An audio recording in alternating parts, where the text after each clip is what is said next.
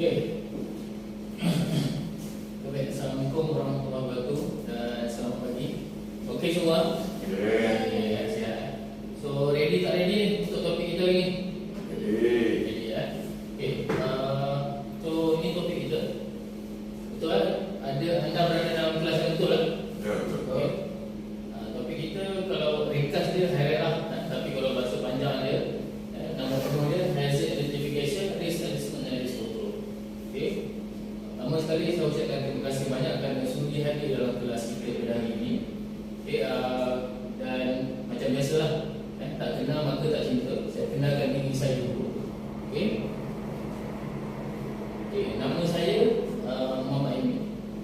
Tuan boleh panggil saya Imi. Untuk tujuan kelas kita bagi nak panggil saya cikgu pun tak apa. Okay. Saya ialah Computer Safety and Health Officer. Okay, juga merangkap AJTES dan juga saya tak ambil kat situ ETP lah, Economic Training Person.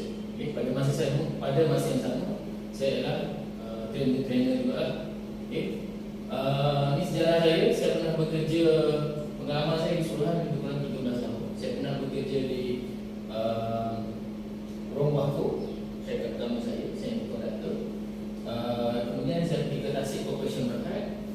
Kemudian saya berhenti, saya masuk construction work dekat Hitachi Limited, and then sebenarnya saya ke UEM lah. UEM bawa anak syarikat SIMA lah, juga SIMA dan sedang sama juga dengan Tasik Corporation Berhad.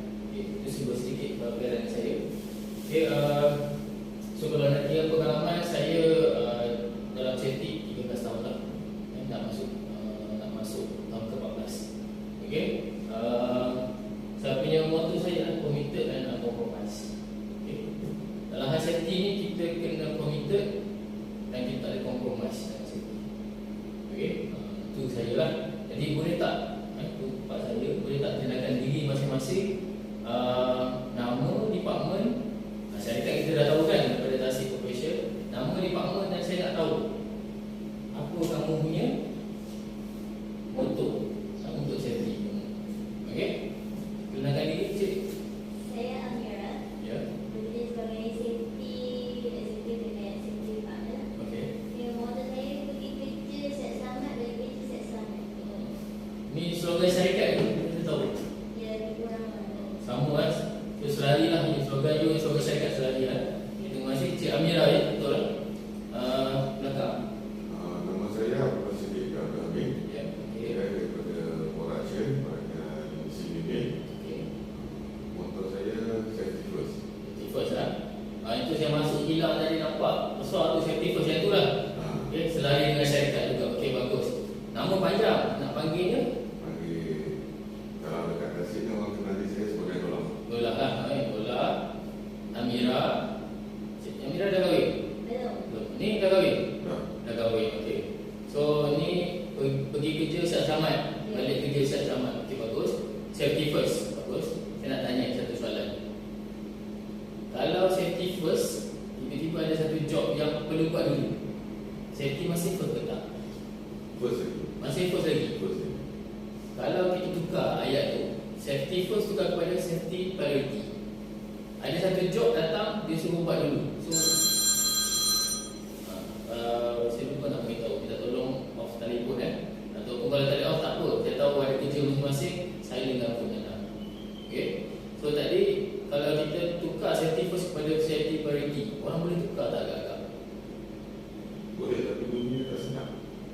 Kan maksud saya, ada satu job lain, job kena buat, lepas tu safety kena safety first, mana safety buat dulu. Tapi kalau first juga jadi second tak? Boleh jadi second. Tapi kalau jadi priority, safety priority boleh tak? Nak letak safety belakang buat kerja tu. Tak boleh kan? So tak apalah, itu masing-masing lah. Tapi safety first ni orang dah kenal lama dah. Safety priority orang tak kenal. Okay, tapi bila jadi priority, boleh tak dia nak letak nombor 2, nombor 3? Tak boleh dah. Okay, pandangan saya. Tapi good, thank you. Okay, saya sekadar sharing. Okay ni, cik nama apa? Nama saya Muhammad Amir Ikram. Okey. Nama ada 3 tu. Muhammad Amir Ikram. Nak panggil apa? Boleh panggil saya Muhammad boleh. Panggil Muhammad Amir boleh. Orang mana? Ibu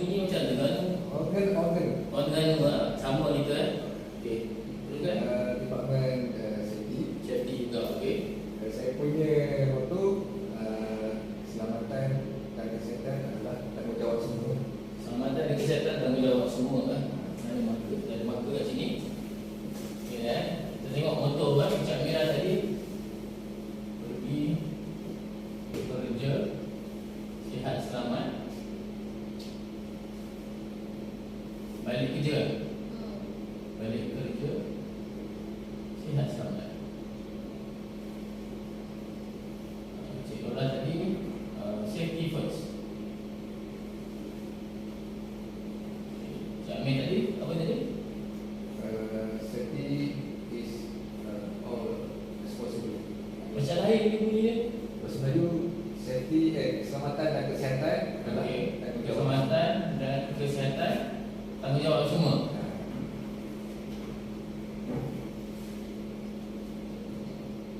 Okey ya. Saya nak tanya satu soalan lah. Dan tuan-tuan bertiga ni, cik dan tuan bertiga ni, tiga-tiga kata slogan ni yang berkaitan dengan safety pernah tak dipaparkan kat mana-mana? Nak. Yang ni adalah kan, saya dah masuk kilang tadi saya nampak ni ada dipaparkan.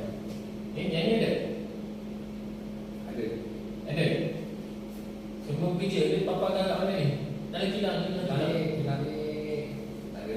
Tak ada lah kan? Tak ada. Yang ni ada? Masa Australia Masuk kita je, lepas tu tak ada? ada. Tak ada kan? So dia tidak konsisten. Kenapa kita kena letak kata-kata semangat, kata-kata slogan ni? Tapi kena Motivasi. Motivasi, bagus lagi. Inspirasi. Inspirasi ya, inspirasi untuk orang bekerja. Aku nak kerja, aku mesti safety first. Apa-apa safety dulu. Okey? Keselamatan kesihatan tanggungjawab semua. Itu bagus, ayat ni bagus. Dia tak ada orang kata kalau ada accident tu safety lah ni. So saya cadangkan biasa safety tempat. Yang ni saya tak pernah tengok lah, tapi dunia tu. Okey? Jadi saya cadangkan mungkin lah untuk tambahbaikan, untuk bagi orang semangat, bagi orang motivasi, bagi orang ada inspirasi. Dan juga sebenarnya kata-kata ni kalau kita pampangkan itu masuk ke dalam kilang tu, dia bagi satu mesej kat pekerja. Apa benda? Okay. Pengembusan prihatin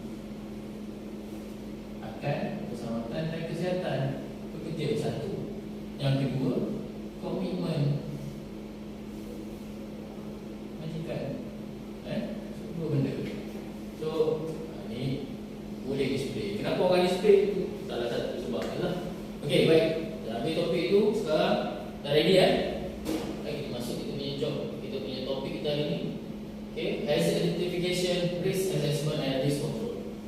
Okey. Atau koheret lah. Okey. Sebelum kita pergi ni, saya pergi lebih lanjut, saya nak share sikit jadual kita. Okey, baik. Ini jadual kita hari ni. Okey, tadi dah register semua kan? Dah tulis semua, okey. So sekarang kita akan start dengan kita cerita tentang undang-undang. Lepas tu kita rehat sekejap. Rehat sekejap. Kita pergi pada terus topik kita lah, hazard identification.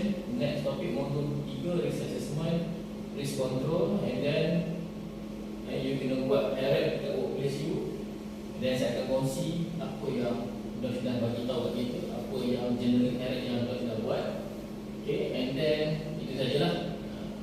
Kat sini saya tak bagi tahu sebenarnya kita ada. Okay. Ini tak ada tak ada jadual dia tak ada, tapi sebenarnya dalam kita punya modul kita untuk kita tahu, untuk saya tahu tuan-tuan ni dah layak ke tidak nak buat risk assessment. Sebab bukan semua orang boleh buat ni. Tuan datang training, okay, macam mana nak tahu tuan-tuan ni dah cek sekali. Macam mana nak tahu you dah capable, berkebolehan nak buat risk assessment kat tempat itu. Kena ada assessment lah, betul tak? Okay, so pada pengakhiran khusus nanti akan ada penilaian. Okay, so macam mana penilaian? Nanti saya share kan. Okay, sebelum tu ada soalan tentang kita ni. So kita waktu rehat juga pukul 10.30 boleh Kita nak awal? Boleh 10.30, pukul 1 untuk lunch dan pukul 3 kita ada 3 kali makan. Okay, kita ada tak nak, ada nak skip makan tak? Tak ada Okay, proceed Ada nak buat? Ada. Rehat pukul 12 boleh tak? Kita nak awal lagi? Pukul 12 boleh tak ada? So kita stay dengan masa ni lah. Okay, standard procedure saya kena terangkan. Okay, tuan-tuan berada di bilik training 2. Okay, so kalau berlaku sebagai kecemasan, saya tahu daripada Department Bahasa ada CBMA tadi, ada Safety Department. Okey, sekiranya berlaku kecemasan, terus sekali jangan panik. Okey, keluar ikut pintu keluar. Malangnya biliknya ada satu je, pintu keluar. Keluar ikut pintu keluar ni dan berkumpul kat tempat berkumpul. Okey, yang paling dekat dengan kita ialah assembly area nombor 1 lah. Di depan bangunan pentadbiran. Okey, lepas tu sampai kat sana lalu pengkiraan. Tak payah pergi department masing-masing. Walaupun ada CMMA, ada safety department, berkumpul ikut bilik training ni. Okey, so kita kumpul. Okey, lepas tu tunggu arah lah. Tunggu arah daripada emergency commander. And then kalau headcount cukup tak ada masalah. Dan tengoklah bomba bagi arah apa. Kalau bomba bagi usul kita usul. Kalau tak ada, kita kumpul lah. Okey. Okey, ini kita punya peta. Okey, so kita di sini di bangunan kantin ni, di bilik training ni. Okey, so assembly area ialah di A1 tu lah, assembly area 1. Okey. So learning outcome lah. So tuan-tuan akan faham apa tujuan darat, apa undang-undang berkaitan. Dan seterusnya lah yang konten utama kita lah. Tuan akan dapat buat direct tu sendiri. Okey. Okey, so objektif risk assessment ni dia ada 3 saja. Identify. Apa? Ni ada kat depan kan? Identify, evaluate, control. Yang 3 benda tu je. Okey. Identify apa? Apa yang nak kita identify? Okey, kita nak identify hazard. Kita nak evaluate hazard tersebut. Kita nak evaluate risk. Okey, dan juga kita nak kawal risiko dan hazard yang di tempat kerja. Okey, kat tangan saya ni saya ada sediakan kuis. Jangan isi lagi. Tolong ada kan. Okay, itu kuis. Dia ada, setiap orang mesti dapat tiga salinan lah. Kuis HR, hazard identification. Okey, kuis kedua ialah evaluation, risk assessment. Kuis yang ketiga adalah control lah. Saya pun ada bagi juga training slide, salinan training slide. Tapi saya tak nak you all fokus kat sini. Fokus kat saya. I only orang cakap okay, terima kasih. Boleh? Jangan cantik apa-apa lagi kecuali nama kamu lah. Okey, boleh. Saya ada 3.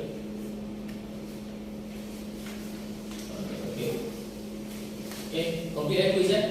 Okay, now sebelum kita start, saya minta tolong isi satu quiz HR. Quiz tak bawa pen. Okay, tak apa. Ada pen ke? Ada pen, okay. Okay, so kita start sebelum kita pergi berlanjut, saya nak tahu lah. Saya nak tahu sikit setakat mana knowledge kamu. So saya minta tolong isikan quiz HR. HR ni adalah hazard identification. Sekarang Cik Amira ambil hazard dekat safety office. Okey. Cik Amir safety department kan? Okay. Cik Amir hazard untuk safety juga, tapi safety bila pergi site inspection. Hazard masa buat site inspection. Cik Lola pergi CMMA kan? Okay. So CMMA buat hazard, kena pasti hazard untuk yang related dengan CMMA saja. Okey. Kita nak tengok setakat saya nak kena pasti setakat mana pengetahuan tuan-tuan dalam hazard identification. So kalau nampak dalam kuis tersebut, okay, kita pecahkan hazard tu kepada 5 lah. Ini sekarang ni isi je ikut pemahaman, tanpa saya ajar isi je ikut pemahaman masing-masing. Kejap lagi bila sampai topik tersebut, cuba semak betul tak betul pemahaman. Okay, saya bagi masa 5 minit boleh? Boleh kan? Cuba.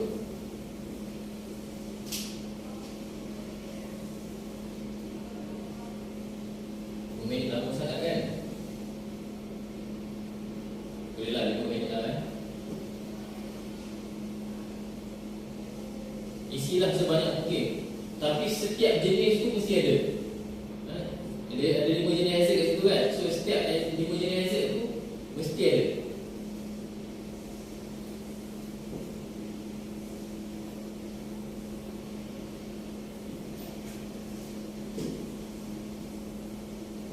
Okey, Citra. Okey. Oh, Cik Amir nampak laju ni. Sebelum lama laju dah 3 dah ni.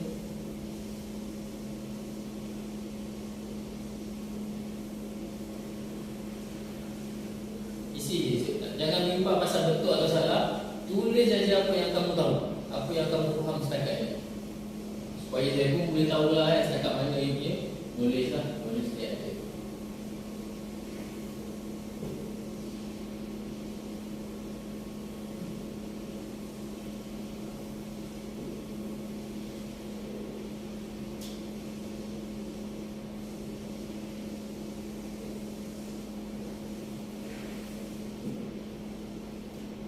Okey, dah.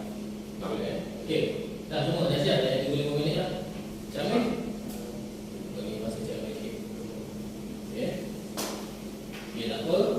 Simpan jawapan masing-masing. Lagi kita pergi topik tu, kita boleh tengok betul atau salah Okey. Next, skop kita bincang pada segi legal, IRAC itu sendiri dan sekali ada assessment. Dan untuk assessment, okey, penghujung latihan nanti tuan-tuan akan diberikan multiple choice question soalan ABC yang ada pilihan jawapan lah ABC. Okey, itu akan contribute 40% daripada total mark.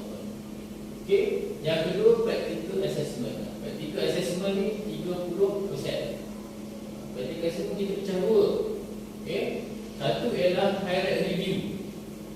Apa maksud IRAC review ni? IRAC review maksudnya satu dokumen IRAC yang dah lengkap. Apa tuan-tuan kena buat? Tengok cara mana salah.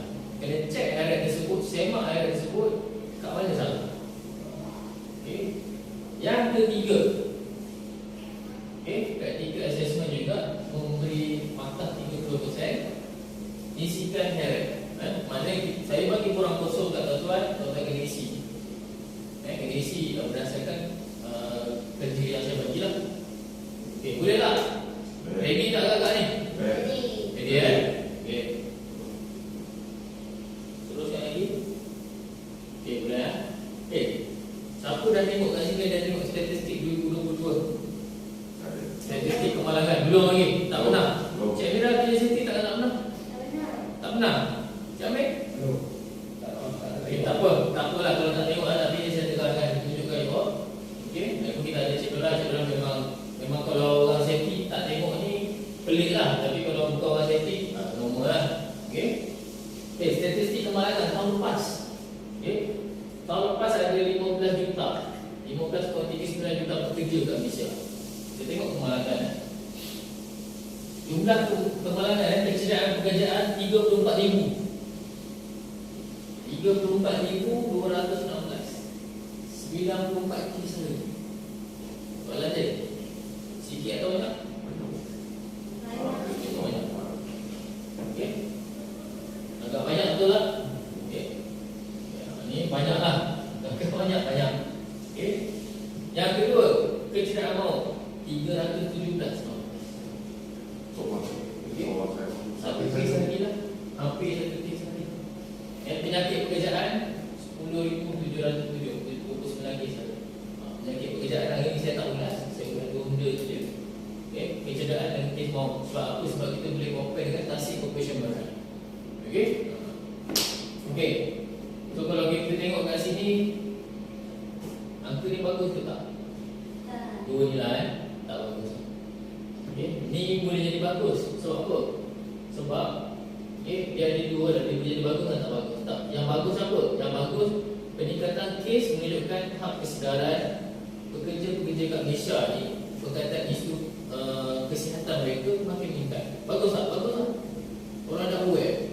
Okay, aku sakit sebab bekerja. Okay, yang tak bagus apa?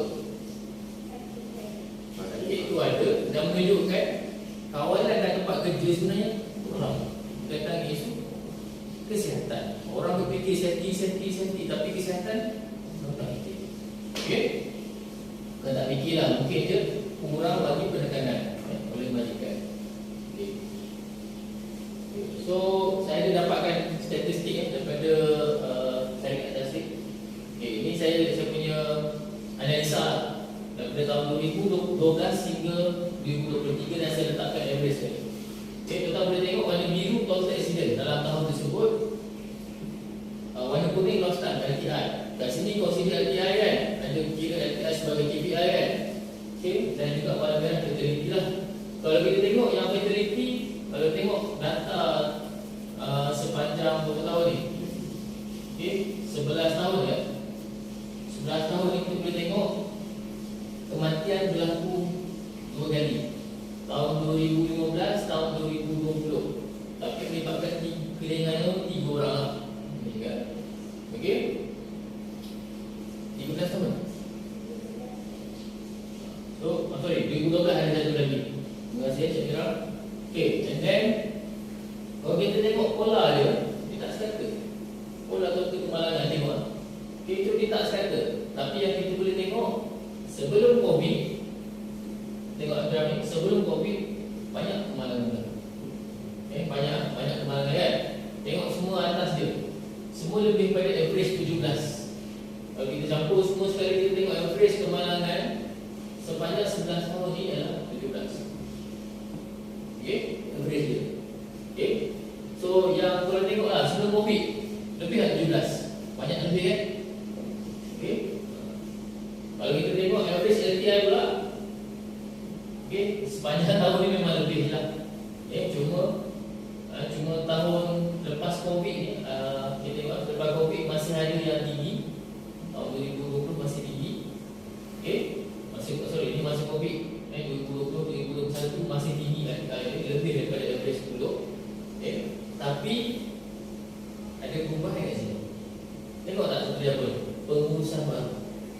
Okey, saya perasan pada tahun 2021 November ada perubahan pengurusan.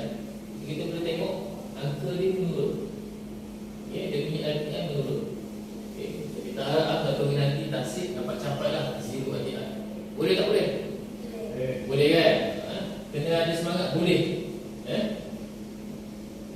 Okey, so kita tengok sini saya ada tulis 2023 ada penurunan yang ketara.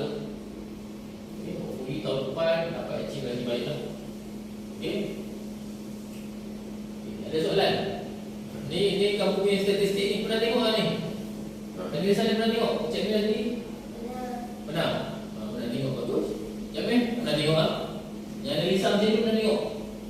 Tak ada, biasa tengok graf je kan. Tengok graf, tengok table je kan. So kita tak nampak. Bila kita buat graf, kita kena analisa tu kita orang safety tu. Okey? Good. Okey, so daripada statistik tersebut, ni punca-punca dia lah. Kita pergi tengok pada punca. Okey. So daripada statistik tersebut saya boleh pecahkan kepada 4 punca utama. Satu, pengurusan. Punca kemalangan ni panjang 12 tahun pengurusan. Pengurusan ni contohnya kurang atau tiada lebih kan. Tiada dari satu kurang atau tiada. Yang lemah pengurusan masa nak cepat. Okey. Kurang peruntukan kewangan pun ada juga.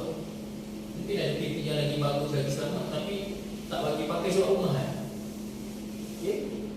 Kurang atau kerja tidak komited berkaitan isu keselamatan. Ini pengurusan. Ada juga mindset pengurusan pemantauan sebab apa? Sebab perundangan dia. Okay. Kalau tak ada undang-undang, orang takkan hire safety officer, takkan ada safety department, takkan ada AGT. Betul tak? Rasa-rasa ada tak? Ada. Mindset macam tu, maybe pengurusan lama lah sekarang dah bagus. Okay? So bila ada mindset macam tu, ini jadikan safety ni sekadar ada cukup. Okay? Yang kedua ialah punca disebabkan pekerja pun ada langgar peraturan. Ada juga yang pekerja ada sikap aku boleh buat semua benda. Aku ialah hero, aku ialah Superman. Ada. Jadi punca kepada kemalangan. Ada juga sikap yang aku dah kerja lama, tak pernah berlaku. Kenapa aku mengikut kau? Teruskan praktis aku sekarang. Ada tak kau macam tu? Ada. Okey? Sikap sambil lewa. Bila ada sikap ni, dia akan ada praktis dia datang sikap lagi sambil lewa bila buat. Okey? Ada juga yang tak tahu. Tak tahu ni sebab apa? Bila kita study balik, pekerja tak tahu sebab apa? Sebab information tak disampaikan oleh management, oleh Tapi ada setengah orang dia tak tahu dah satu masalah, kan? Tapi dia buat tak tahu lagi masalah. Yang itu jadi kemalangan. Tak tahu tapi buat tahu, pun buat kerja dengan keadaan tak sama, pun boleh jadi punca kemalangan. Last sekali tak pakai PP lah. Okay. Prosedur kerja, ni kalau boleh tengok prosedur kerja pun boleh jadi punca. Tak ada prosedur kerja tak lengkap, dibuat oleh orang yang tak berkaitan dengan kerja. Ada setengah tempat prosedur kerja ni ditulis oleh siapa? Siapa yang tulis biasa? Kat sini siapa yang tulis prosedur kerja? Engineer kan? Okeylah, engineer. Tapi engineer tak ada rujuk orang kerja kat bawah. Tak ada. Mungkin orang kerja kat bawah tu lagi tahu bahaya kat mana. Engineer buat kerja ikut standard prosedur saja, tapi tak tahu risiko kat bawah. So dibuat oleh orang yang maybe tak terlatih dengan hasil tersebut. Ada setengah tempat dia bagi prosedur dibuat oleh TQM department. Ada. Saya pernah kerja kat tempat yang TQM department buat prosedur. Quality department yang jaga documentation dia yang buat prosedur. Dia tak masuk site pun. Dia tanya orang ni, dia tulis. Okay, macam ni lah. Okay, tapi in actual bukan dia yang buat kerja. Dia tak tahu hasil dia. Okay. Ada juga kes di mana prosedur kerja diubah tanpa maklum kepada orang-orang yang terlibat. Okay. Kalau sekadar prosedur kerja mungkin ada drawing. Bila ada drawing, dia kena, bila ubah drawing, dia kena maklum ke orang lain. So itu boleh jadi juga sebagai punca kemalangan. Dan last sekali, kaitan topik kita hari ini ialah penilaian risiko. Okay. Ada kerja yang tak ada penilaian risiko pun tak dibuat. Okay. Tiada langsung penilaian risiko, pentaksiran risiko. Okay. Jadi dia tak tahu apa bahaya kat situ, maka terus buat dia kerja tanpa penilaian risiko. Apa berlaku? Kemalangan berlaku. Okay. Ada juga penilaian risiko tak lengkap. Sebab apa? Dibuat oleh orang yang tidak terlatih. Okay. Dan lepas buat penilaian risiko, dah ada hazard, dah kena pasti hazard, tak sampai kepada pekerja. Ada juga. Okay. So sebenarnya ni penilaian risiko topik kita hari ini adalah satu topik yang besar. Okay. Kalau nak kira satu hari ni tak cukup lah. Biasa saya buat mungkin ambil masa 2 hari lah, sekali dengan penilaian. Tapi saya cuba kompres hari ini supaya kita dapat habiskan dalam masa 8 jam kelas kita lah. Pernah dengar tak ni? Iceberg teori? Pernah dengar? Amir pernah dengar? Okay. Apa Amir yang faham pasal iceberg teori? Teori ni dia seorang fokus dekat apa yang float saja, yang kita nampak lah. Kita apa iceberg teori? Dah tak ada slide kan? Okay. Sekarang apa dah kepala? Apa yang faham pasal iceberg teori? Tadi yang kalau kita tengok TV Okay. dekat drone sana kan, Okay. iceberg yang float tu sikit saja. Okay, iceberg kan? Ada bahagian yang dia akan float dekat laut, ada bahagian yang dia tengah laut. So iceberg macam ni lah sebenarnya ya. So yang float sikit lah. Dia keseluruhan float yang nampak sikit. Yang nampak sikit, okey. Yang Yang dekat dalam bawah permukaan air tu lagi banyak. lagi besar. Okey. Soalan sunyi tak ambil lah. Apa yang nampak? Kalau dari segi Kita cakap dari segi kemalangan lah. Okey, kita cakap dari segi kemalangan sebut teori untuk accident So, apa yang nampak? apa yang kita nampak punca kemalangan. Okey. Apa punca kemalangan? Okey, yang nampak okey. Sebut teori Kesan dia, kesan. okey, kesan kan? Okey. So yang ni, yang visible, yang Mira cakap tadi visible. Apa yang visible? Kesan apa yang visible? Dari segi impact bekerja tu, Impact daripada kerja. Apa impact dia? Impact dia tu masuk. Ada impact langsung, ada impact tak dari langsung. segi Impact macam mana? fizikal dia lah. Fizikal eh? Contoh cacat lah. Okey, lagi? Dari segi kos Potong gaji. lagi. Potong gaji, ada kena potong gaji sebab accident? Ada lah? Bayar saman. Saman, okey good, saman. Siapa kena saman ni? Kalau Pekerja ke majikan kena saman? kerja tu salah, tak tak keluar dia. Okey, good answer. Kadang-kadang majikan pun boleh kena, betul lah? Okey, good answer. Okey. Yang tu yang nampak, yang tak nampak pun kan?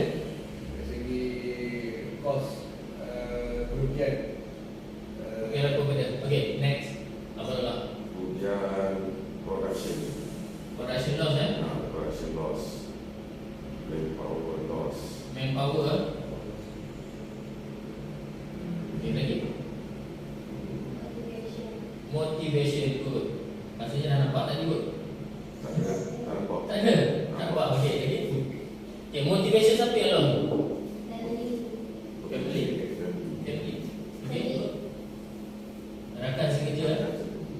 Okay, lagi. Okay, itu antara dia lah. So, itu yang kita kena tahu.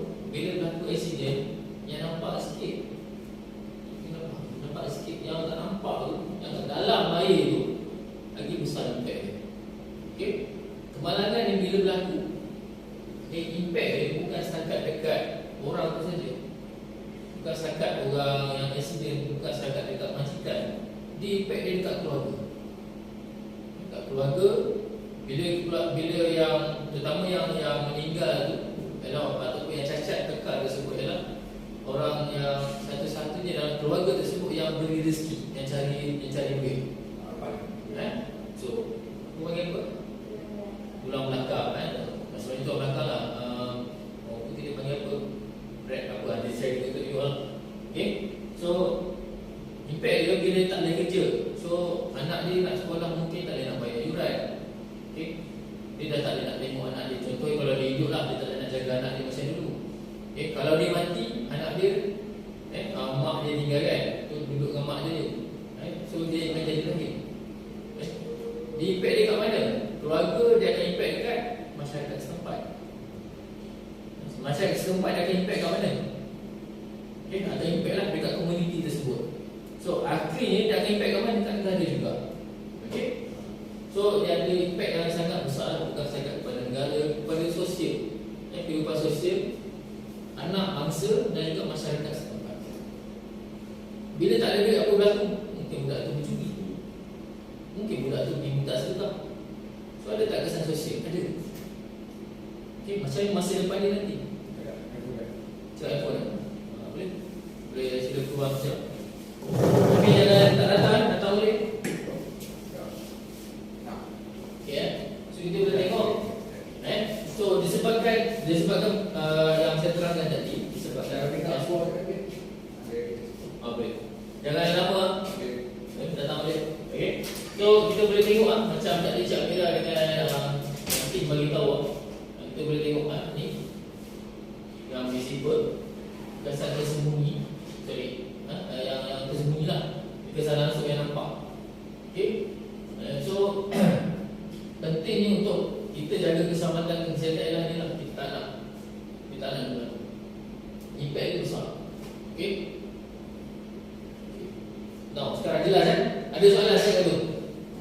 Tak ada Boleh terus Sementara tunggu Cik Amir tu, saya rasa kita terus je lah. Okay, now ini yang menarik mungkin bagi saya lah, atau maybe untuk Razati. Cik Dola saya tak tahu. Cik Dola masa ni saya tak tahu. Mungkin rasa bosan tu sebab undang-undang ni tak semua orang berminat nak dengar. Okay, tapi saya kena terangkan tanggungjawab saya kat sini. Okay, bahawa Undang-Undang Malaysia ni, tahu tak Undang-Undang Malaysia ni dah digubal berkaitan dengan keselamatan. Berkaitan dengan keselamatan, tahu tak dia telah digubal? Tahu kan? Okay. So kita pakai OSHA betul lah. Untuk setting kita pakai OSHA. OSHA tak berapa besar. Okay, so kita ada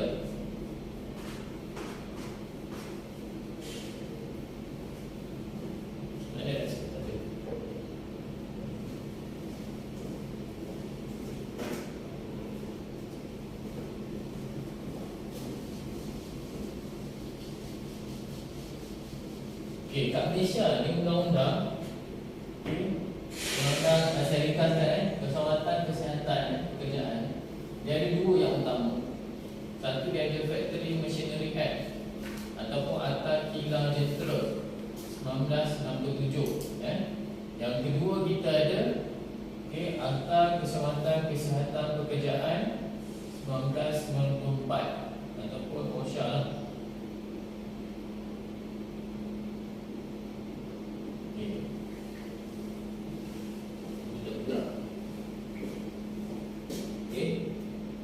So dua akta ni adalah akta utama bila kita nak cakap pasal keselamatan kesihatan. So apa berlaku pada tahun 2022, Mac 2022, yang ni telah dibatalkan, dah tak pakai. Dia dah ada sekali, yang tinggal hanya ni OSHA sajalah. Tapi OSHA ni pada Mac 2022 dia telah amend. Dia tak lagu ubah lah, dia ubah. So apa yang dia ubah kat sini banyak lah. Dekat depan dia ada list. So pindaan tahun 2022 tu, dia daripada OSHA yang lama dia ada berapa? 67 section. Jadi bila dibuat pindaan, dia hapuskan 2 section. Dia pinda 35 section, dia tambah 27 section. 2 je buat. Banyak tak? Banyak. So jadi keseluruhan sekarang ada 92 section. Banyak tak? Sangat banyak. Dia banyak penambahbaikan. Kenapa dia nak, kenapa kerajaan tu sibuk nak ubah OSHA ni? Kenapa? Nak improve safety. Kadang-kadang antara benda yang dia ikut adalah denda. Bila safety ni denda dia sekadar RM50,000, bagi setengah-setengah syarikat itu adalah jumlah yang kecil. So macam OSHA 1994 dia ketinggalan. Akta kualiti alam sekeliling, bila dia dah diubah, dia dah masukkan denda maksimal RM500,000. Tapi OSHA nak jaga keselamatan, nak jaga alam sekitar, okey, RM500,000. Nak jaga keselamatan orang ni RM50,000. So last kali dia buat apa? Dia buat RM500,000 lah. Dia naikkan salah satu ada lagi banyak benda lain. Tapi kalau selaku majikan, tuan-tuan majikan, wakil majikan, dia yang penting kat sini kena tahu section 15 lah. Untuk tajuk kita hari ni pun dekat section 15 lah, dia ada sebut berkaitan dengan risiko. So section 15, kewajipan majikan ni ialah dia ada 6 perkara. Dulu ada 5 lah, OSHA lama ada 5, sekarang ada tambah satu lagi. Dalam section 15, subsection 2, A ialah majikan kena pastikan tempat kerja dan sistem kerja selamat. B, section 15, subsection 2, B, memastikan tiada risiko kepada kesihatan. C ialah beri maklumat latihan dan penilaian. D, jalan keluar masuk selamat. E, kebajikan tempat kerja. Ini kebajikan saya nak ulas sikit supaya orang tak salah faham. Bila saya buat training, orang tanya kebajikan tu apa benda kan? Saya biar kebajikan tu apa? Contoh kebajikan ialah berkaitan dengan tempat rehat, apa kat tempat kerja, air percuma, itu kebajikan. Peralatan itu lebih ke peralatan kerja, lebih kepada safety dah, bukan kebajikan. Apa tempat kerja, adakah tempat kerja terlalu sejuk? Itu pun ialah kebajikan. Ada tanya saya, gaji pun kebajikan dah? Gaji tak masuk. Tak masuk bawah penerangan kebajikan. Tidak. Pada kebajikan ni, majikan kena bagi keselesaan lah. Keselesaan semasa bekerja. Tempat rehat, tempat duduk, tempat bekerja sendiri. Kalau dia kena berdiri lama, mesti ada cara untuk dia. Ada prosedur dia boleh duduk sekejap ke, faham? So tak adalah berdiri lama macam-macam. Mesti ada cara, mesti ada latihan dia beri. So itu sebagai kebajikan lah. Kalau dia rehat, mesti ada tempat nak rehat kat mana? Mesti ada kantin ataupun bilik rehat sendiri. Itu adalah kebajikan. Dalam bilik rehat dia pula, kita kena cakap kalau jadi kebajikan, kena ada ventilation, kena ada fan, ada kipas. Itu adalah sebahagian daripada kebajikan.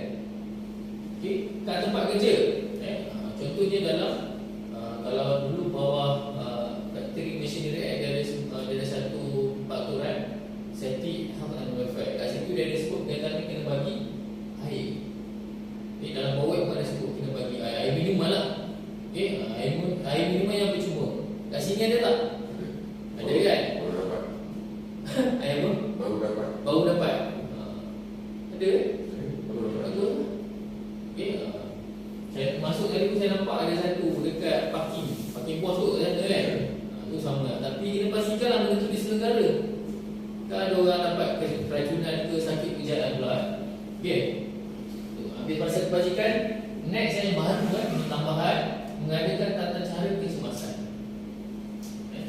tadi keluar masuk, pintu nak keluar nak masuk kena selamat. Okey. Ni sekarang tata cara kecemasan. Kecemasan apa saja yang menyebabkan kecemasan? Kalau kat sini apa kecemasan contohnya ada? Kebakaran. Okey lagi. Apa lagi kecemasan? Chemical bahan kimia lupa. Okey, kecemasan lagi. Jatuh. Kecemasan bila jatuh kita dapat tinggi lah. Okey, lagi apa lagi? Ada radioaktif kat sini. Sumber light tu sumber macam mana? Sumber elektrik. Okey bagus. Maksudnya kena ada prosedur untuk kecemasan menyebabkan radioaktif, kebocoran radioaktif. Okey. Lagi?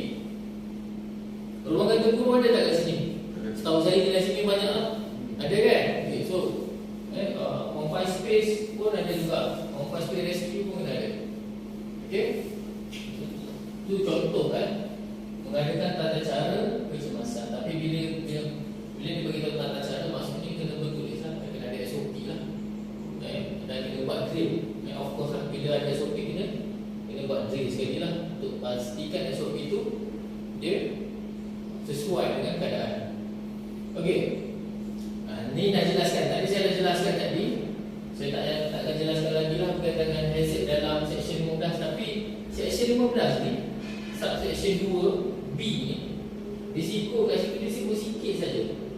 Majikan kena make arrangement untuk memastikan as far as practicable safety and absence of risk. Maknanya ketiadaan risiko bila dia buat kerja lah. Okey, so sikit sangat disebut kat sini. Okey, lalu bila dia amend OSHA tahun 2022, dia buat apa? Dia tambah baik kan. Okey, ini section baru. Okey, section baru 18B. Disebut kat sini duty to conduct and implement risk assessment. Kalau sebelum ni dia tak ada spesifik dia yang kata apa ni boleh ambil tindakan kalau tak ada risk assessment. Okey, sebab dia kata just pastikan tiada risiko saja. Dia tak sebut kena buat risk assessment. Okey, sekarang ni ada. Boleh lari tak boleh lari? Boleh lah. Spesifik dia sebut. Memang you all kena buat. Kat syarikat ni dah ada belum? Dah ada kan? Kalau dah ada,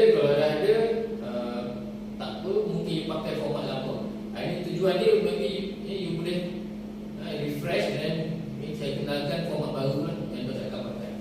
Okay? So dia beritahu kat sini, employer, self-employed person, principal kena buat risk assessment. 2A 18B, subsection 1. Okay?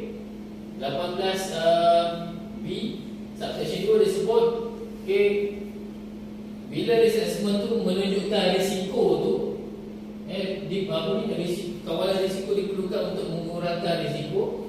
Okay, so pekerja majikan tadi atau self-employed person kena buat kawalan risiko tersebut, kena implement lah.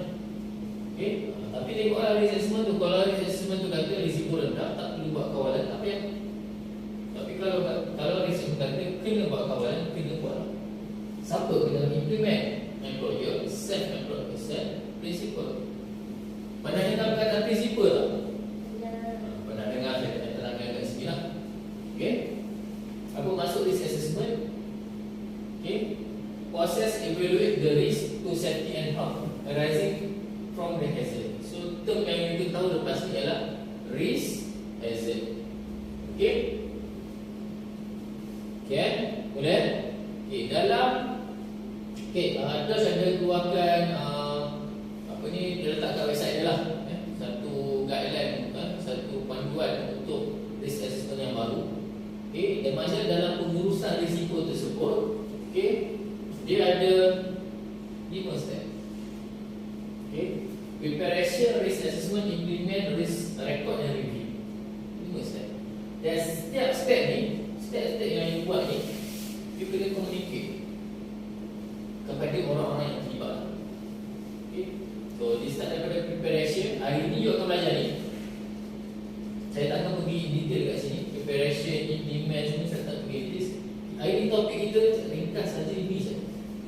Okay, langkah yang kedua itu risk assessment. Sebab kalau saya nak cerita sampai Z, satu hari hari tak cukup, 2 hari pun maybe cukup-cukup ganam. Okey. Okey. Okey, ni saya tunjuk contoh sikit lah dalam perkongsian. Okey, boleh tengok ni contoh notis dah dapat. Saya buang nama dia. Okey.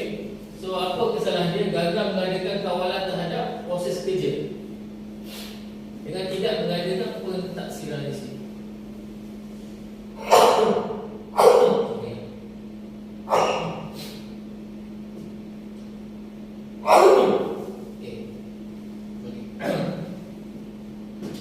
Sekarang musim COVID kena hati-hati. Tapi saya dah test pagi tadi. Okey. Kemudian dah test belum ni? Dah okey. Make sure okey lah masuk ni. Sebab saya dah bagi tahu dekat dia punya teknik provider Syam. Dia kena apa ni? Kalau dia tak test pagi ni kena pakai mask. Okey. Tu tengok tak buat pentaksiran risiko. Okey. Dia chance buat section apa? Section 15 lepas ni tak ada lah 15 ni. 18B. Okey. Okey, untuk okay, sekarang kita tengok video sikit boleh kan? Boleh? Semua dah lapar ke apa ni? Jadi kita tengok video, lepas tu kita pergi sikit lagi ke depan. Lepas tu kita rehat lah sekejap. Boleh? Okay. Tengok video. Soalan tu boleh fikir sekarang. Boleh kan?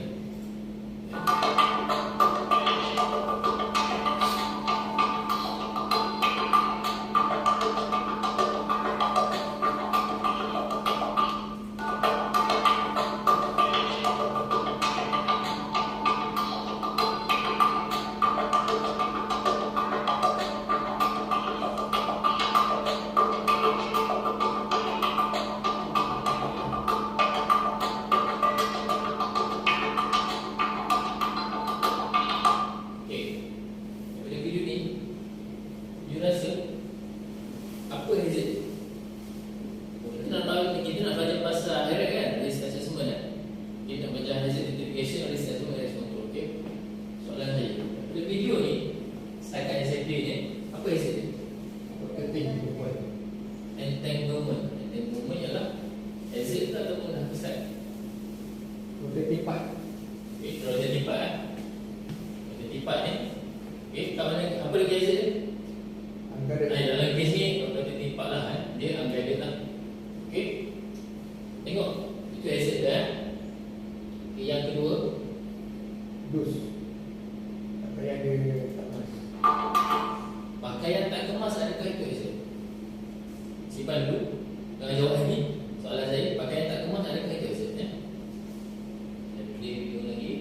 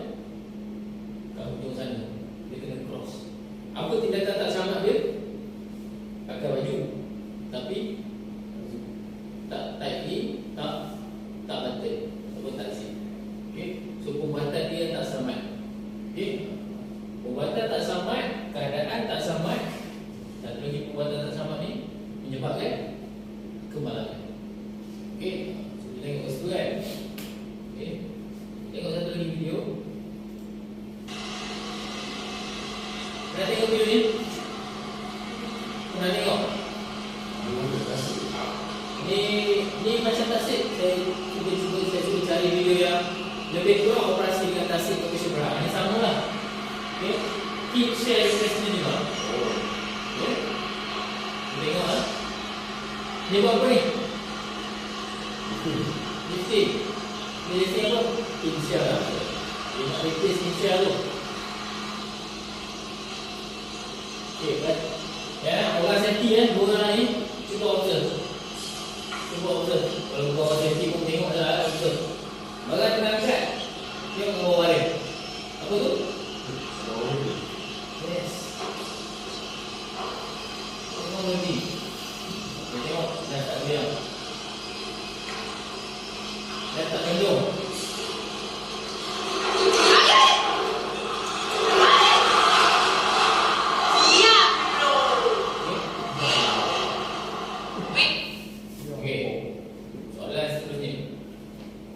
Daripada kemalangan tadi, anda rasa ada tak ketaksiran risiko ni, Pak? Tak ada.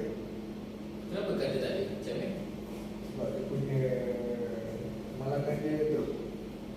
Kemalangan dia teruk. Okey. Ada jawapan lain? Hazard tak identify. Macam mana dia tahu hazard tak identify? Dia tak ada timing ni. Sorry, tadi apa jawapan dia? Kalau orang kerja dengan hazard. Betul? Kalau dia identify hazard, berbantu gantung identify hazard, objek komputer tanpa guiding, adakah orang akan bekerja dengan hazard tersebut? Tak ada. Ada. Sebab apa?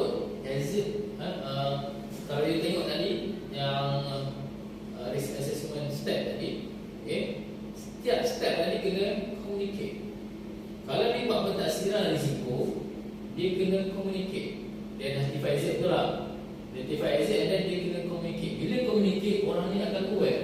Guiding akan masalah. Orang ni akan aware. Jadi bahaya. Bila dia aware bahaya, dia akan buat tak? Dia akan tak selamat. Tidak. Bila dia aware ada potensi beban jantung, dia akan buat tak kerja kat bawah tadi balik? Tidak. Okay. Hazard, kalau you buat identification sekalipun tapi you tak communicate, fail. Risk management tersebut fail. Sebab apa? Tiada komunikasi. Okay. Mungkin orang buat, mungkin orang tak buat lah. Tapi saya rasa mungkin tak buat lah. Kalau buat pun tak communicate, tak guna. Fail lah. Okay. Dan kalau dia communicate lah, let's say lah dia communicate. Dia dah communicate. Okay. Maybe impak dia tak teruk. Dia dah letak guiding. Maybe tak ada. Okay. Contoh dalam ni, bila buat lifting. Bila buat lifting, dia dah pastikan tak ada orang kat bawah. Okay. So impak dia maybe tak ada langsung kemalangan, kehilangan nyawa. Maybe rosak, maybe hancur barang tersebut, tapi tiada kehilangan nyawa. Okay. Ada soalan? Faham kan? Okay. Okay, ni tadi dekat luar negara lah. Kat Malaysia ada tak aktiviti macam ni? Ada. Testing melibatkan pentaksiran risiko. Tuan-tuan boleh rajin buka website ataupun Facebook lah, Facebook GPKP Malaysia. Okay. Tuan-tuan boleh tengok kat sini lah. Contoh ni, orang bekerja kat mesin. Mesin tu bergerak. Tengok buat repair maintenance dekat mesin yang bergerak. Boleh ke? Tak tahulah dia fikir macam mana kan. Tapi ini ialah tiada pentaksiran risiko hingga menyebabkan kemalangan. Okay. Yang ni pula sama juga, tiada pentaksiran risiko. Okay, yang ni mati pun tipus. Ni kat sini ada, dia di silo lah. Ada silo sini kan? Ada tak dia fikir macam ni? Ada tak potensi kat you all? Ada. Okay. Kalau dia buat pentaksiran risiko ni, mesti dia tahu ada potensi jatuh. So apa dia buat? Tak masuk dia ke bawah. Okay. Ni next kan. Dia ada pentaksiran risiko juga, buat kerja kat lift. Okay. Baru semalam kalau tengok Facebook, kalau tengok berita, orang buat kerja lift, buat kerja maintenance lift, kepala terkepit pintu lift, mati. Betul tak?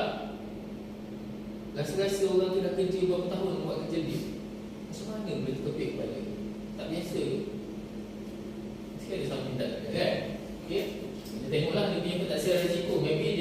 sebelum ni, pintu lift tu tak dikepit dengan kuat atau laju. Jadi dia tak kira sebagai risiko kat situ ataupun tak kira sebagai hazard. Now bila dah berlaku kemalangan yang tak dijangka, maknanya hazard tersebut tak identify, maksudnya kena buat apa? Kena buat pentasiran kat situ, baru kena review balik. Okay? Kalau you boleh tengok kat sini, okay, dia ambil tindakan bawah OSHA lama lah. Okay? Denda RM50,000 maksimal punya, RM45,000, RM40,000. Hilangkan satu nyawa, banyak ni saja denda, tak sampai RM50,000. Hilang nyawa kita sikit, memang dah lama dah kan, bukan nak cakap macam tu, tapi dia bagi impression macam tu lah. Okay? Anak aku dah mati, company hanya didenda RM50,000 saja. Setakat ni nyawa anak aku. Contoh lah kan. Tu undang-undang tu diketatkan lagi. Okay? Tak boleh nak kata saya tak tahu ke apa tak ada. So dia kena ambil tanggungjawab lah. Okay, jelas ada soalan? Ni kena rajin-rajin buka website JKKP Malaysia. Kalau Facebook yang banyak sharing yang jenis infografik macam ni dekat Facebook JKKP Islam. Jadi buka kat situ. Okay? So daripada kemalangan tersebut, secara prinsipnya kita kena ada pemikiran berasaskan risiko lah. Kalau risk assessment tak ada buat sekalipun, kalau buat lagi bagus kan, kalau tak ada buat, kalau you boleh terapkan pemikiran berasaskan risiko kepada pekerja you, kemalangan takkan berlaku. Sebab apa? Sebab bila nak buat kerja saja, tahu saja ada kerja, sebelum you buat kerja you akan buat penilaian risiko dan you buat kawalan risiko. Semasa you bekerja, you pun bekerja, tiba-tiba risiko berubah. You buat apa? You berhenti kerja kejap, you buat kawalan baru. Tambah baik kawalan sedia ada. Okay? Lepas habis kerja, you buat apa? You menilaikan balik kawalan risiko tadi, cukup tak cukup? Kalau tak cukup, tambah. Kalau dah cukup, dah bagus, kekalkan. Dan kena communicate dekat orang yang lain. Okay? Saya selalu pesan dekat pekerja saya, kalau nak bekerja, amalkan safe lah. Saya ringkas dia, S pertama ialah stop, A adalah assess the risk, F adalah find the safest way. Bukan the simplest way, tak, safest way. Ada orang kan, cari jalan paling mudah lah, simplest way nak buat kerja. Nak buat simplest way boleh dengan syarat safety is priority lah. Dia selamat baru boleh. Dan barulah execute. Tapi nak execute macam mana? Execute with caution. Cautious lah. Maknanya kena hati-hati, kena cermat bila nak execute. Okay. Dan dengan loceng dah berbunyi, waktu rehat kita pergi sikit boleh tak? Sikit. Okay. Sebab saya nak cuba settlekan ni. Nak settlekan ni. Jadi saya ada pemahaman lah kat sini. Okay. Kita masuk topik kita hari ni. Topik utama. Baru introduction nanti dah habis. Topik nama kita, okay, hierarchy sendiri lah. Okay, first sekali you kena faham term dia, hazard tu apa benda. Kalau saya tutup balik, apa itu hazard Cik Amira? Tadi daripada tadi Cik Amira kan, apa dah lah, apa itu hazard? Jangan buka. Apa itu hazard? Jatuh. Jatuh. Boleh jatuh. Keadaan itu boleh buatkan kita jatuh. Okey. Keadaan boleh buat kita jatuh. Okey, keadaan dah betul. Okey, dia tu bagi space itu jatuh tu. Okey, so keadaan dah betul lah. Okey, sebahagian. Ya, Ahmed? Punca atau keadaan potensi Bila tanya orang cantik dia boleh jawab. Keadaan dah betul tapi hanya lengkap punca atau keadaan yang berpotensi lah. Potensi mendatangkan kecederaan atau kemudaran. Itu ialah hazard. Next, kita tanya Cik Amira pula. Apa itu bahaya? Bila kita expose pada hazard. Orang cantik dia jawab lah kan. Okay. Bila kita dengan orang luar, let's say dengan anak kita, kita sekarang musim banjir tu lah, longkang dah penuh kan, air longkang penuh kan. So kita, anak kita main kat luar, kita cakap apa kat anak kita? Jangan main kat longkang. Cakap apa? Kita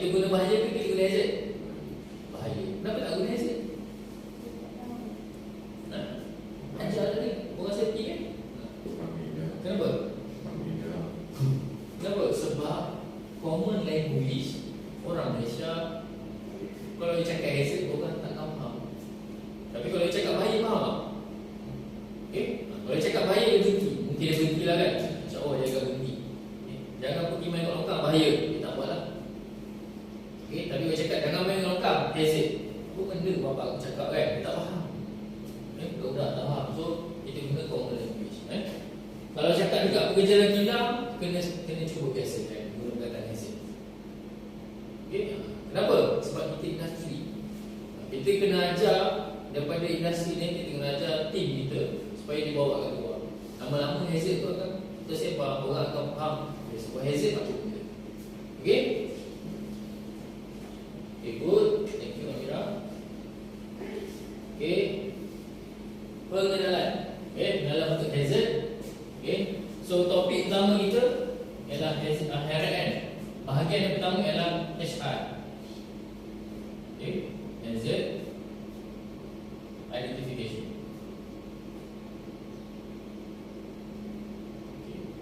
So, untuk tujuan hazard identification, pengenalan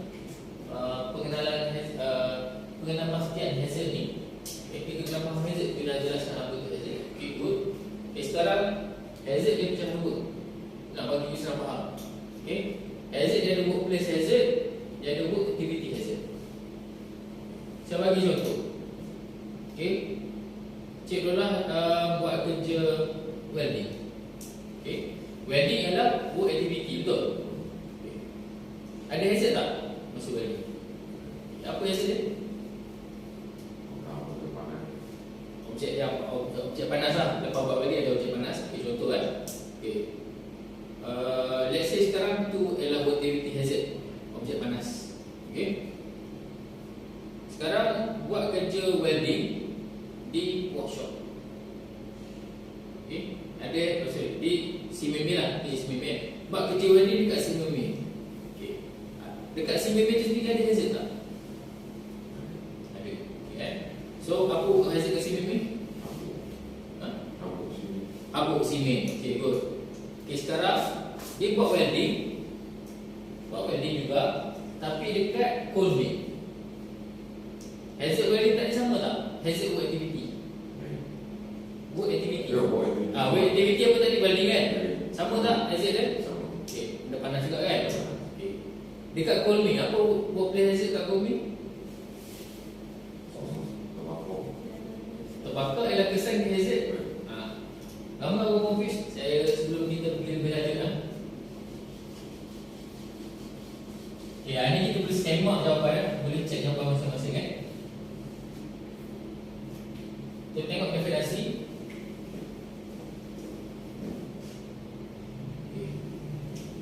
Hazard ialah sumber atau keadaan atau potensi mendatangkan mudarat seperti kecederaan dan macam-macam so dia adalah sumber. Tadi sebut apa tadi? Apa hazard common tadi? Kebakaran tadi kan? Kebakaran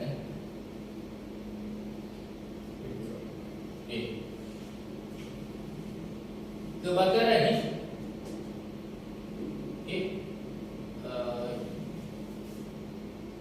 workplace work activity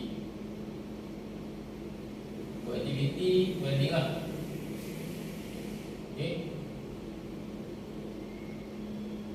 Workplace welding so workplace hazard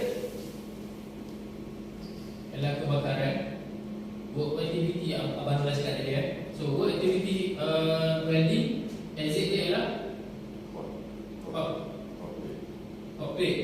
Contoh dia welding plate so hot plate lah, plate yang panas kan. So now soalan saya, ini adalah kesan tak tentang kesedaran? Apa dia lah, apa hot plate selain daripada tu apa benda lagi? Ada spark tak welding? Sorry, macam mana? Percikan logam panas percikan logam spark lah lagi apa lagi? Fume ada tak? Fume lah ada fume lah so ni boleh datangkan mudarat tak? Boleh. Kebakaran ni so ini adalah punca mendatangkan kecederaan atau kebakaran. Ini kebakaran. Dia ada benda tak menyebabkan kebakaran? Apa benda? Alam. Agak sendiri. Ni let's say tak ada aktiviti tapi workplace tu pun dah ada hazard, betul tak? Okay. Bila kita cakap workplace hazard, aktiviti tak ada, tapi kat situ dah ada hazard. Boleh jelas kat situ. Ini aktiviti tak kira kat mana dia hazard, dia dah ada hazard bila dia buat aktiviti tersebut. Okay. Jadi dah kan, nama orang confuse. Nama orang confuse sebab apa dia tak nak bezakan hazard dengan kesan. Kalau kebakaran adalah kesan ke hazard? Kesan. Ialah kesan. Apa menyebabkan kebakaran ni? Punca. Apa punca dia? Alam. Arang mudah bakar. Okay. Arang mudah terbakar. So dia terbakar sendiri arang, betul tak? Okay. Self combustion fine coal. Kalau coal tu tak fine, dia tak terbakar. Tak? Ni hasil dia. Apa lagi yang ada kat situ? Coal dust sendiri. Fine coal dust. Betul tak? Is it? Okay, apa lagi? Contohlah dua je lah. So kita kena jelas. Jangan tukar dengan kesan dengan. Okay, sekarang cuba swap kertas jawapan tadi. Quiz HI tadi. Okay, kami bagi kat Barola. Ayo Mira. Okay, now berdasarkan definisi ni, cuba cek. Cuba cek. Yang tadi jelas-jelas, workplace hazard dengan activity hazard. Workplace hazard tak ada kerja kat situ pun tempat sendiri dah ada hazard. Buat aktiviti bila ada kerja sahaja. Okay? Ini topik kita lah. Yang ni yang memang tanda tu. Tanpa you kena pasti apa jenis hazard dan jenis ni, hanya berdasarkan definisi, cuba cek betul tak betul dia tulis hazard tu. Adakah dia betul-betul hazard ataupun adakah dia kesan. Cikgu dah bagi satu jawapan. Siapa punya ni? Ya. Okay, physical hazard dia apa? Slippery floor. Okay, hazard ke tak? Hazard. Okay, Abang Lola ambil satu hazard ataupun rasa-rasa dia bukan hazard tapi dia tulis hazard. Bagi dia jawapan mana-mana. Baca je lah mana-mana. Jadi urine scattered inside toilet. Ha? Urine Biological hazard urine scattered inside toilet. So boleh kenapa dia kecil tikus? Urine scattered lah. tahu. Okay. So bawah kategori biological hazard, Cik Mira tulis urine bersepak. Oh. Kecil berkata-kata lah. Kecil mata dalam toilet. Biological hazard tak? Bulat apa benda semua ni, sistem badan kita boleh jadi biological hazard lah. Okay. Okay, ramai ambil satu. Permukaan tidak rata. Permukaan tidak rata. Adakah itu hazard? Sama lah tadi. Shipping floor tadi pun dia ada hazard. Pilih satu yang you rasa bukan hazard. Kita bincang berdasarkan definisi saja. Ada tak kat situ? Heat stress. Bawah kategori apa dia letak? Psychosocial hazard. Heat stress, psychosocial hazard. Okay, satu. Kita bincang nak sebelah petang nanti. Okay, so kita bincang lepas rehat. So, psychosocial hazard. So, heat stress lah. Okay. Benar lah, bagi satu. Yang you rasa bukan hazard, itu dia kat situ. Ataupun pilih mana-mana.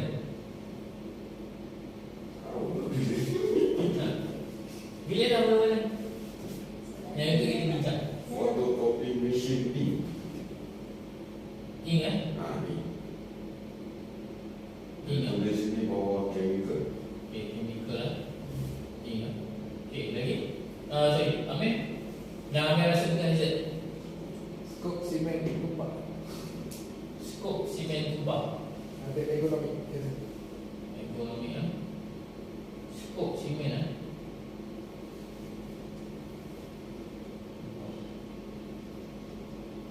Okay, so menarik.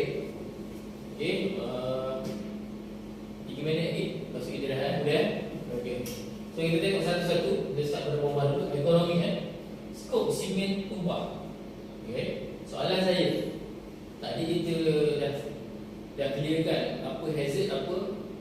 Selesai. Sekarang tambah satu benda lagi. Activity, sub-activity. Skop tim ataupun kerja yang dilakukan. Okay? Skop simit tumpah, adakah dia hazard? Adakah dia kesan? Adakah dia buat aktiviti? Apa yang mana? Saya kira buat aktiviti. Barulah Kunci ke? okay. Dia adalah aktiviti. Dia adalah aktiviti. Skop adalah aktiviti. Apa dalam bahasa Melayu dia skop menyangkut menjeduk. Menjeduk menggunakan sikul lah, cangkuk ke benda kan. Itu adalah aktiviti. Bahasa Melayu dia kan. Untuk ekonomi hazard, ekonomi hazard, saya tunjukkan you all. Saya terangkan dulu. Ekonomi hazard ni dia ada 7. Okay, 7 risk factor yang menjadikan dia adalah ekonomi hazard. Okay, apa 7 tu? Nombor 1, force coercion. Okay, force coercion ni menggunakan daya beban yang lebih. Tolak, tarik, tahan. Okay, angkat. Angkat nombor 1 lah. Nombor 2, repetitive, berulang. Okay. Nombor 3, okay. Okay, nombor 3, contact stress. Contact stress tu macam mana? Contact stress macam mana? Contact stress pada bucu-bucu. Pada bucu, kalau kita angkat, yang tadi yang dia beritahu ada sediakan air minuman, yang tu sama direct pipe ke ada botol? Botol tu kena angkat betul tak? So masa angkat pegang tu pada jari tu ada contact stress. Nampak pula kalau pegang macam ni. Ada pernah pergi shopping tak? Shopping kan ada tali beg plastik ataupun kertas, dia pegang macam ni kan? Okay, itu adalah contact stress. Okay, dia tekanan pada bahagian-bahagian pada anggota badan kita. Contact stress. Even you duduk sekarang pun ada contact stress. Pada mana? Pada pokok you. Okay, pada bucu kan. You see, mungkin kalau yang tinggi mungkin dia kena dekat dia punya betis. Kalau yang pendek mungkin kena dekat paha you. Okay. Okay. Nombor 3, nombor 4, takut.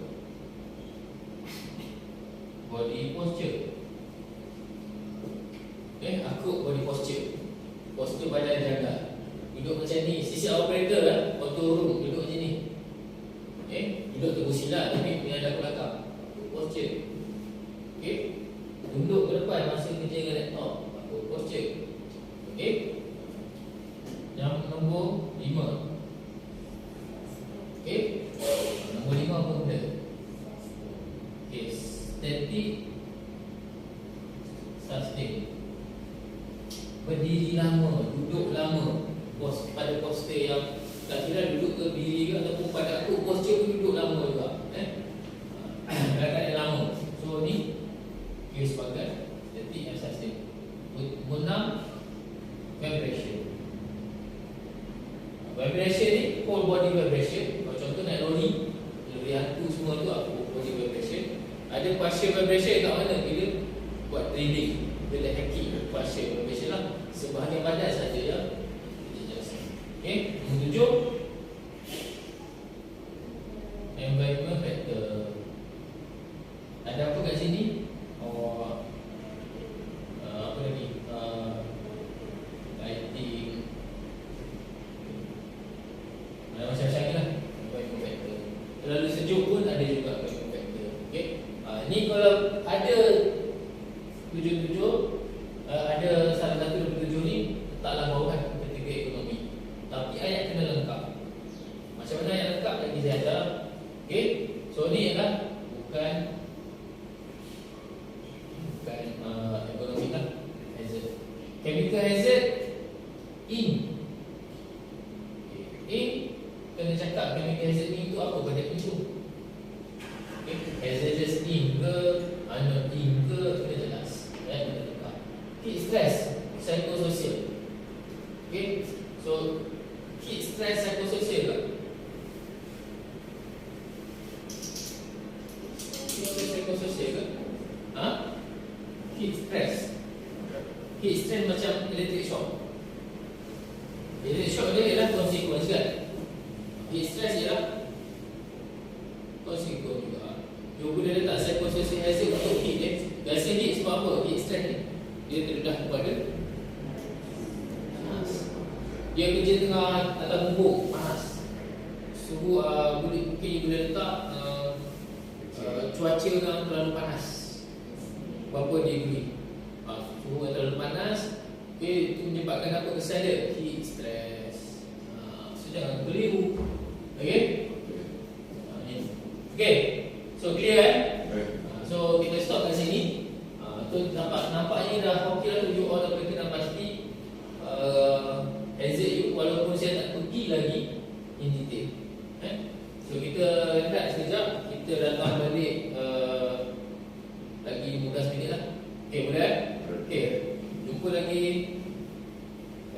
saja. Okay, bye. Boleh pergi makan.